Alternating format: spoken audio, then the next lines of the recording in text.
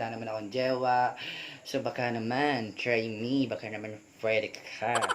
So,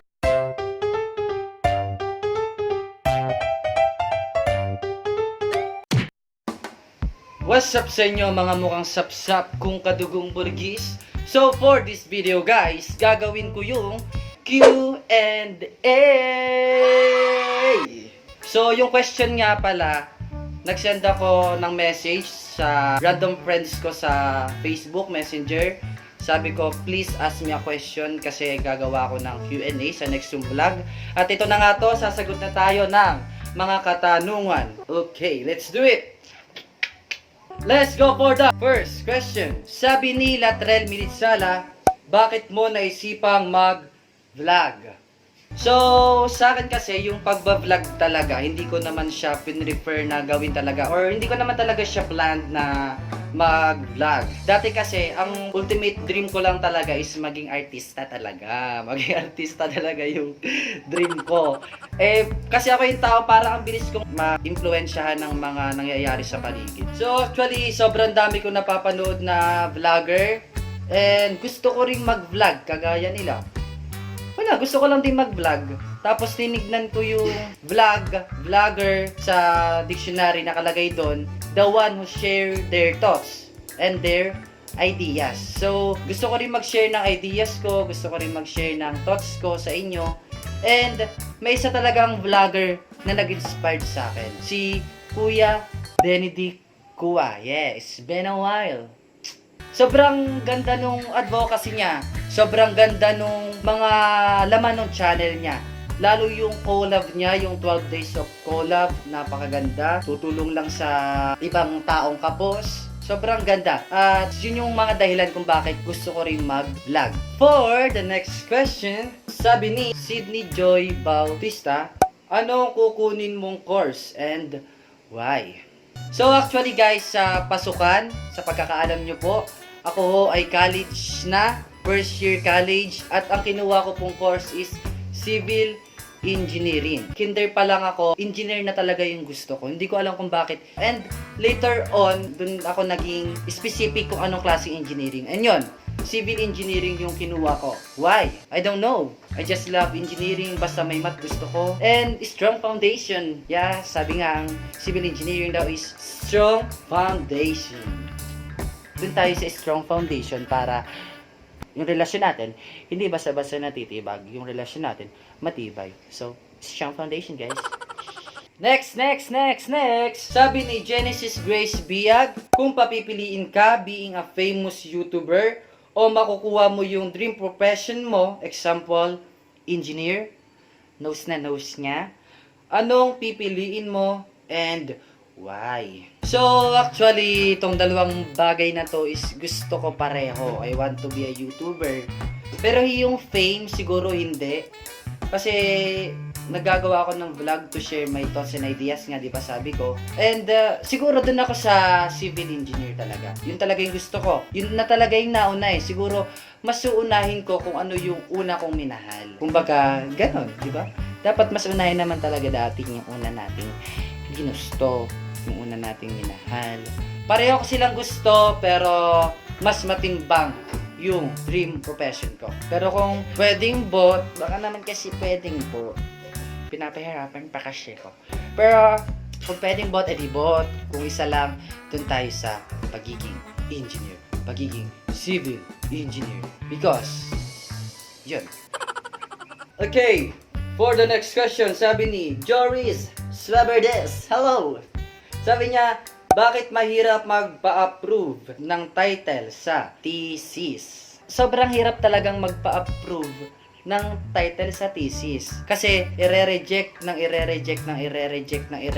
nila. So kaya kayo siguro nahihirapan. Pero always remember guys, na kaya nila nire-reject yung title na binibigay nyo is hindi para pahirapan kayo, kundi para mas mapadali kayo. Pumipili sila nung i-approve nilang title na kung saan mabibilisan ka habang ginagawa mo yung chapter 1, 2, 3, 4, and conclusion. Or mas gusto mo yung i-accept nila yung title mo pero mahirapan ka sa process. Pili ka lang, saan mo gustong mahirapan? Sa pag-iisip ng title pero after naman nun, magiging maayos, magiging smooth na yung paggagawa mo ng study, or yung i-accept agad nila yung title mo, tapos sobrang mahihirapan ka sa paggawa ng study. Pero hindi nila tayo nire-reject para pahirapan. Para sa atin yon, guys.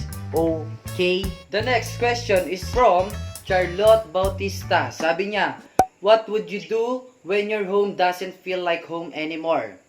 So, minsan naman talaga ganito guys, ranas ko rin to. Like minsan, parang naho-homesick ka sa sarili mong bahay. So weird. Sariling bahay, tapos maho-homesick ka. Siguro, ano ba yung hinahanap mo? Hinahanap mo ba yung kasiyahan? Kasi, like siguro naisip mo, dati ang saya ng bahay namin, tapos ngayon, hindi na masaya. So, ikaw yung gumawa ng way. Ikaw yung gumawa ng paraan para maramdaman mong bahay mo pa rin yung bahay mo. Kasi bahay mo talaga yan. So, pakiramdam mo lang hindi. Kasi may hinahanap ka bigla. So, kung ang tinitingnan mo naman yung design nyo ng bahay, so, designan mo yung bahay mo the way na mafe-feel mo na home mo yan. Kung family bonding naman yung nawala, so, gumawa ka ng paraan para magka-bond ulit kayo ng family mo. Pero isa lang yung sure, home mo pa rin yan. Yung bahay mo pa rin yan. Hindi nagbago yung home mo. That's it. For the next question, sabi ni Sofia Bianca Jeronimo, bakit nagsisisi tayo sa mga nagiging desisyon natin kahit nagiging masaya naman tayo? So, I think simple lang. Kasi meron talaga tayong desisyon na ginagawa sa buhay natin na aminin natin na para lang sa napakaikling kaligayahan. Panandali ang kasiyahan lang yung pinag-desisyonan mo. So, make sure guys na kapag magdidesisyon tayo is yung kasiyahan na magdudulot sa atin sa mahabang panahon. Para hindi tayo nagsisisi bandang huli. Like na lang siguro pagpili ng course. Kunwari, ang gusto ng magulang mo, mag-doctor ka. So, sasabihin mo, okay lang, kinuha ko yun. Masaya din naman ako. So, iba yung masaya din naman ako sa masaya ka talaga. Ano, iba yon. Masaya ka din naman kasi sinunod mo sila. Pero yung masaya ka talaga, yun yung magdudulo talaga ng mahabang kasiyahan sa'yo. So, magkaiba siya. Ano, guys? So, make sure na yung pipiliin nga natin desisyon, ulit-ulit tayo, ay yung magpapasaya sa atin sa mahabang panahon. Okay? Next. Sabi ni Chris Nuida, bakit di makontento yung iba kahit may jowa na? So, I think hindi ko naman to alam kasi hindi naman ako gantong uri ng tao and hindi pa naman ako nakakaroon ng serious relationship. So, try me. So, dalawa lang. Siguro, yun talaga sila. Yun talaga yung personality nila. Palit ng palit, hindi talaga sila nakokontento. So, kasalanan nila. Pangalawa, pwedeng kasalanan mo rin kung bakit naghanap pa sila ng iba. Kasi, minsan, sa relationship, kailangan mong intindihin at kapain kung ano talaga yung kailangan niya. Like, for example, ang binibigay mo sa kanya, yung material things. Like, binibigyan mo siya lagi ng chocolates, flowers, lagi kayo nagsha-shopping together, kasi mayaman kayo. Pero, ang hinihingi niya pala, yung time mo. Ang hinihingi niya pala is yung nadun ka sa side niya every time na nakakaranas siya ng hindi magandang situation. So, hindi talaga siya makokontento at yun talaga yung magiging dahilan kung bakit maghahanap siya ng iba. So, tanong ko, bakit hindi siya nakontento sa'yo? Kasalanan mo o kasalanan niya? Next. Sabi ni Daniel Ann, para sa'yo lang po ha, para sa'yo, ano iba't ibang klase ng mga manliligaw?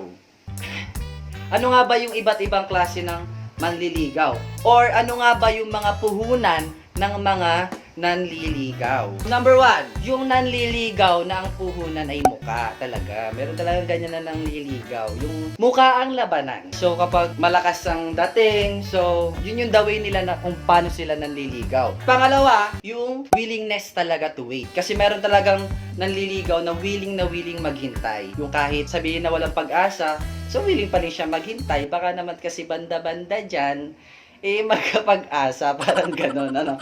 Next, pangatlong uri na nanliligaw, yung puhunan niya, pera. So, bigay lahat ng gusto nung nililigawan, dala ng chocolate, dala ng flowers, ganyan, para masagot siya.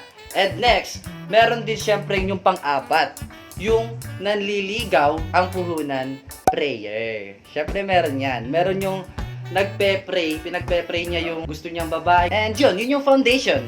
spiritual foundation yung ginagawa niyang paraan ng panliligaw. And kung tatanungin niyo ako kung ano ako, kung sino ako sa uri ng manliligaw na yon, I think lahat. I think may pera ako. Try me. May pera ako. Pinagpe-pray ko siya. Tapos, hanggang ngayon, umaasa pa rin ako sa kanya. Tapos, may tsura naman ako. Kaya, sa lahat ng manliligaw na binanggit ko, ako yung isa sa pinakamagandang halimbawa. For the next question, sabi ni Patricia Villa, bakit ang kalug mo? So, actually guys, hindi ko naman alam na kalug ako, nakalug pala ako. Kalug pala ako. Hindi ko alam. Hindi, siguro yun lang yung way of expressing my happiness, siguro. I don't know, kasi sobrang gulo ko kapag kasama ako ng kaibigan ko, ng kaklase ko, sobrang gulo ko, sobrang ingay ko. And hindi ko naman alam na ganun pala, nakalog pala ako, hindi ko naman alam. Kasi sa bahay, para sa pagkakaalam nyo lang, pag nasa bahay na talaga ako, sobrang alungkot ko na, sobrang ewan. Siguro, ina-out ko lang kapag na doon talaga ako sa friends and classmate ko. And actually guys, dati talaga hindi talaga ako sobrang magulo, sobrang seryoso kong tao talaga dati. Like hindi ako humingiti, like wala talaga. Hindi ko alam kung bakit biglang ngayon naging ganito ako.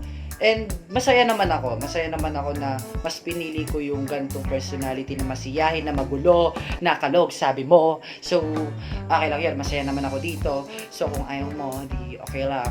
Pero, this is the way I am. And, I love it. Next! From Aleja Impreso, bakit iniiwasan ng ibang mga lalaki yung mga babae kapag nalaman na may crush sa kanila? So, I think, guys, hindi lang naman lalaki yung umiiwas. Yung babae din, umiiwas kapag umamin yung isang tao na may crush sa kanila. Kasi, experience ko to. Like what I've said nga, dun sa nagtanong, relate na relate sa akin yung tanong. Kasi, elementary, nag-amin ako dun sa crush ko. Tapos, after nun, ayun, iniwasan niya ako. Ayun, wala na. Yung friendship niyong binuo, nawala dahil sa pag-amin. But I think naman kasi kung bakit nila tayo iniiwasan is ayaw lang nila tayong masaktan. So ano bang gusto mo? I-entertain ka nila? Mag-chat kayo? Magkakamustahan kayo? Kumain ka na ba? Anong ginagawa mo? Tapos wala namang label? Diba? Siguro ang inisip lang talaga nila is yung feelings mo. So kung bakit sila umiwas, para sa ikabubuti mo, para hindi ka umasa, para hindi ka umasa. Ganun. For the next question, sabi ni Gwen J. Aresgado, ba't mas pinipili ng tao na gumawa ng mali samantala alam nila ang tama? Bakit nga ba guys? Siguro kasi sila yung taong napagod na lang gumawa ng tama. Kasi di ba sa panahon ngayon kahit sobrang dami mong gawing tama, tapos may gawin ka lang isang mali, tsak yan, sigurado ako na yung ginawa mong mga tama, kahit mas madami yon, tas may ginawa ka lang isang mali, burado siya lahat. Walang sense, sobrang nonsense. Focus na focus yung tao, bantay sarado ka, at ang iniintay nila is yung gumawa ka ng mali para discourage ka nila. Pero guys, hindi ko nire-recommend nun. Dapat gawin pa rin natin yung tama and make sure na ginagawa natin yung tama, na tama rin yung motive natin. Kasi may gumagawa ng tama para magpasikat lang, para maganda yung image niya, para malinis siya sa ibang tao. Pero make sure na kapag gumagawa tayo ng tama, is tama rin yung motive natin kung bakit natin ginagawa yun. Okay? Next. Sabi ni Alfred Vincenzan, hi Kiyakay. Sabi niya, paano daw mag-moved on? For this question, hindi ko alam kasi hindi pa naman ako nakakaranas mag-move on. Kasi wala naman akong pag-move onan, wala naman akong jewa. So baka naman, try me, baka naman pwede ka. Sure, wala. So I think guys, hanapin mo muna yung mga bagay na nagpapaalala tungkol sa kanya. Pag nahanap mo na, alisin mo. Kung yung connection nyo between each other is magiging daan lang para ma-fall in love ka sa kanya, adi putulin mo muna yung connection na yon. Tapos tsaka ka na lang ulit makipag-chat sa kanya, tsaka ka na lang ulit makipag-friend sa kanya, kung saan kaya mo na talaga na mag-stand na hindi ka na ulit may in love sa kanya. Hanggang friends na lang talaga. Tapos Focus ka muna sa sarili mo. Focus ka muna sa friends mo. Focus ka muna sa family mo. Sobrang daming paraan ng pag-move on. At sa tingin ko yun yung pinaka the best way na gawin mong paraan yung sinabi ko. Okay. Next. Sabi ni Shane Guray, how can you tell to your crush that you have a crush on her without saying it directly? So, bawal daw sabihin. So, bawal mong sabihin, crush kita best friend. So, bawal yun. So, paano ba? Paano natin sasabihin? So, siguro, di ba nga sabi nila, action speaks louder than words. Siguro yun na lang yung gagawin kong way para masabi sa kanya na may crush ako sa kanya through my action na lang. Kasi bawal ang word, siguraduhin mo na lang na yung action mo is nangungusap. Yung action mong ginagawa is nagsasalita at ang sinasabi is crush kita, may gusto ako sa'yo, sure like that na lang. So, that's it guys for this video. Doon sa mga nagtanong po, sana na-satisfied kayo doon sa sagot na ibinigay ko sa inyo. I think this is it. See you guys on my next video. Paalam!